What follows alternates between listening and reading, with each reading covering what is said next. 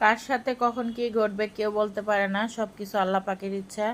তারপরও আমরা মানুষ অনেক কিছু বুঝি না। আসসালামু আলাইকুম, সবাই কেমন আছেন? আশা করি সবাই ভালো আছেন।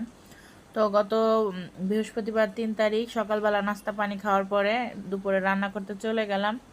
তো রান্না করার রেসিপি নিয়েছিলাম হইতেছে মিষ্টি কুমড়া ভাজি আর পুঁটি মাছ ভাজি আর কাঁঠাল বিচি ভর্তা আর গরুর মাংস।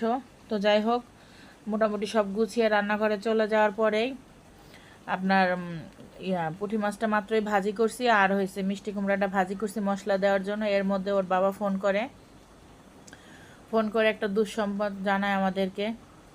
তো এমন একটা পরিস্থিতি তখন ওই রান্না টান্না সব বন্ধ করে দিয়ে আনাসমনির স্কুলে ফোন দিয়ে আনাসমনিকে বাসায় নিয়ে আসে। আমরা সবাই গ্রামের বাড়ির উদ্দেশ্যে রওনা দিলাম। তো সব রান্না খাওয়াই ফেলে চলে গেছিলাম। তো খারাপ সংবাদ শোনার পর তার কোনো কিছুই ভালো লাগে না। তো গ্রামের বাড়িতে যাইতে যাইতে প্রায় আসর পার হয়ে মাগরিব টাইম হয়ে আসছিল। তো কি আর বলবো, মন খারাপ হয়ে গেল সবার। বাচ্চা কাচ্চা নিয়ে খুব কষ্ট করে গ্রামের বাড়িতে গেলাম এই বৃষ্টি কাদা নিয়ে। তো যে দেখি আমাদের থেকেও সেখানে হৃদয় বিদারক এক কষ্ট আমার জন্য অপেক্ষা করতেছিল। আমার দেওরের একটাই মাত্র মেয়ে, আর কোনো ছেলে মেয়ে নেই তার। 14-15 বছর বয়স হয়তো বা। একটা ভুল চিকিৎসায় সে মারা গেল, মানে এক হিসেবে হাতে ধরেই মারা গেল। হঠাৎ করে তার একটু পেট ব্যথা করতেছিল। তো বাজারের মধ্যে যে আসলে যারা ওষুধ বিক্রি করে তাদের কাকে যেন ডাইকে আনছিল। সে আসার পরে না বুঝে 2-3টা ইঞ্জেকশন দিয়ে দেয়, আর সেই ইঞ্জেকশনের ফলশ্রুতিতে সে অবস্থা তার খারাপ হয়ে যায়।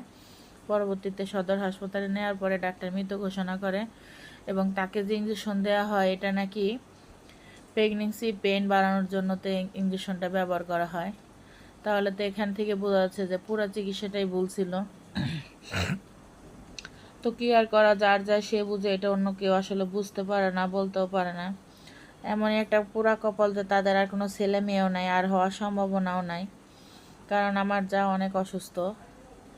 তো এইভাবে তাদের সারাটা জীবন কীভাবে কাটবে আল্লাহ ভালো জানে। আমার দেওয়ার তো খুবই অবস্থা খারাপ, একটু পরপরই জ্ঞান হারা হয়ে যাচ্ছে। যাক, আল্লাহ তাদেরকে ধৈর্য ধারণ করার তৌফিক দান করুক। সবাই আমার দেওয়ারের মেয়ের জন্য দোয়া করবেন, আল্লাহ যেন তাকে জান্নাত নসিব করে।